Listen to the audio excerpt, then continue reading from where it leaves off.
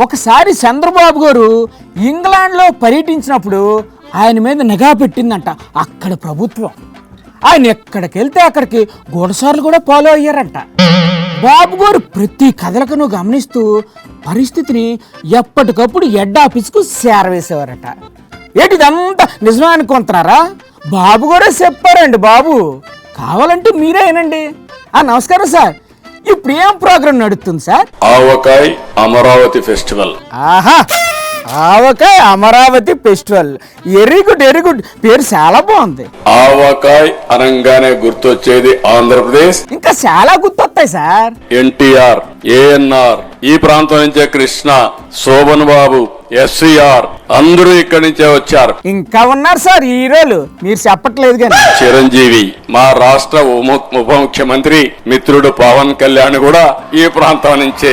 అయ్యో బాబు, బాలీని మర్చిపోయారేటండి. బాలయ్య అఖండ తాండవం గురించి చెప్పాల్సిన పని లేదు. అందరూ కవర్ అయిపోయారా?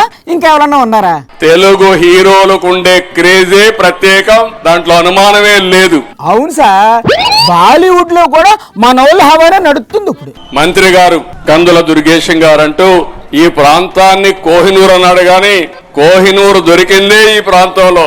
ఇప్పుడు ఎక్కడ ఉంది సార్ ఆ కోహినూరు వజ్రం? ఇక్కడి నుంచి అది నిజాంకి వెళ్ళడం, అక్కడి నుంచి ఎక్కడికి వెళ్ళింది? నిజాం నుంచి బ్రిటిష్ కి లండన్ కి వెళ్ళడం.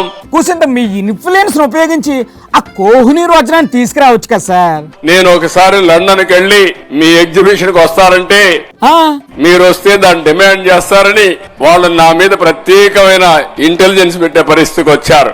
అయ్యో బాబోయ్, మీ మీదనే నిఘా పెట్టారంటే వాళ్ళకి మీ గురించి తెలిసిపోయి ఉంటుంది సార్. అయినా సరే మీరే ఎలాగోలాగా ఆ కోహినూరుని తీసుకురావాలి సార్. ప్రశాంతంగా ఉంది, చాలా హ్యాపీగా ఉంది. మిమ్మల్ని చూస్తుంటే ఇక్కడే ఉండిపోవాలనిపిస్తా ఉంది. ఇంకా ఏమేం చేస్తున్నారు సార్ ఆవకాయ్ అమరావతి ప్రోగ్రామ్ లో? ఇంకా మంచి కల్చరల్ ప్రోగ్రామ్స్ ఉన్నాయి. ఏదేమైనా కల్చరల్ ప్రోగ్రామ్స్ పెట్టడంలో మీ తర్వాత సార్ ఎవరన్నా